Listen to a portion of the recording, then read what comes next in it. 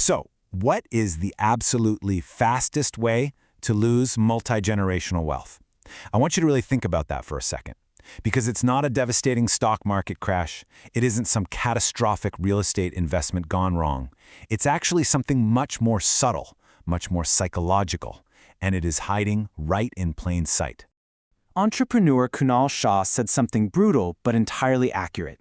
You will never see a wealthy person who's terrible at keeping secrets. You see, the ultra-wealthy, they don't gossip just for entertainment. They hoard asymmetric insights. If the second or third generation loses the ability to just keep a secret, that wealth vanishes. It literally flows right out of their hands.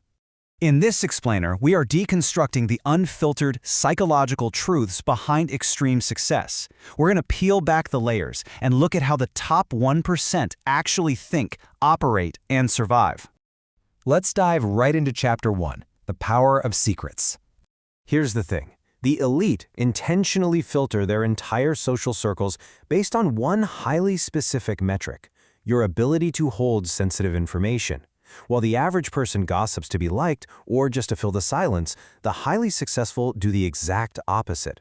They only gossip to gather vital intelligence. They act as these superconductors of information. If you become an extraordinary secret keeper, you become a vault of trust. Moving on to Chapter 2, Fear and the Elite Mind. We are all kind of conditioned to think of success as this beautiful, inspiring journey, right? But beneath the surface, there is a much darker, much more powerful engine at work. True ambition isn't born from vision boards or positive daily affirmations. The reality is that a massive percentage of the most driven people on Earth are actually escaping something: past trauma, the absolute sheer terror of poverty, or a desperate clawing fear of irrelevance. Just look at the divide between the elite and the average. The average person relies on motivational speakers and external validation just to get out of bed in the morning. But the elite? Their drive is almost like a self-fueling obsessive-compulsive disorder. They don't need a cheerleader because their motivation is a relentless internal urge to outrun their circumstances. Honestly, if you constantly need external motivation, you aren't truly driven yet. Which brings us to Chapter 3, The Trap of Short-Term Thinking. Right now, you and I are navigating a modern, hyper-connected society that is chemically engineered to make us fail. There's an actual biological war happening in your head. On one side, you have the amygdala, your lizard brain. It desperately chases cheap dopamine, fast fashion, and immediate social media likes. On the other side is the neocortex. That's the logical brain, the one that delays gratification to build respect, legacy, and real wealth. Almost every bad decision you make is just a short-term, amygdala-driven response. And just watch how time is compressing around us. I mean, historical trends used to last for decades. Then, early internet trends lasted for years. Today, social media cycles burn out in a matter of weeks.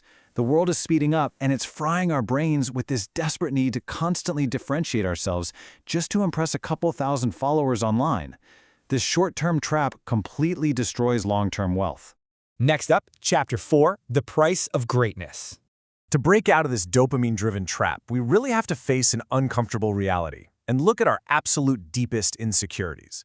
I want to ask you directly, what is your relationship with shame? Are you terrified of failing in public? Does the thought of being left on red or asking someone for help make your stomach turn? Comfort zones are infertile lands. If you are paralyzed by the fear of looking foolish, your growth is permanently capped.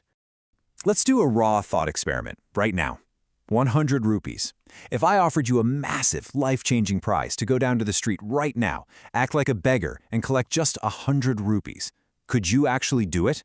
Or would your ego, your pride, and your overwhelming sense of shame physically prevent you from stepping out of line? The brutal truth is that shamelessness is a prerequisite for success.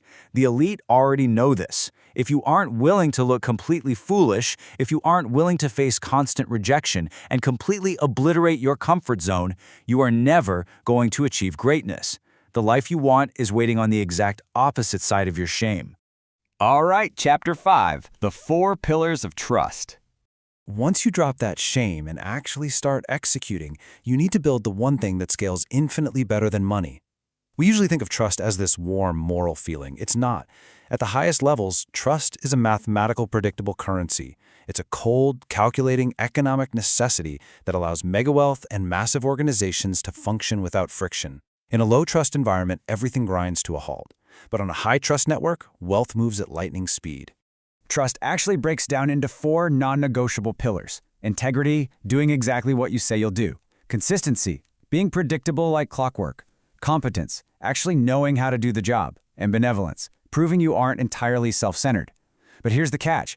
If just one of these is missing, say you have perfect integrity but absolutely zero competence, your value to the elite drops to 0. You must possess all 4 simultaneously. And finally, Chapter 6, Insight versus Resourcefulness. This is where we need to fundamentally challenge how you view your own intelligence. Look, insightful people are incredible at identifying problems. They understand the logic of the world, they know exactly why things work. But it is the resourceful people, the ones who simply make things work, who bulldoze through obstacles, who know exactly who to call when everything falls apart, they are the ones who actually create extreme wealth. Insightful people observe the world.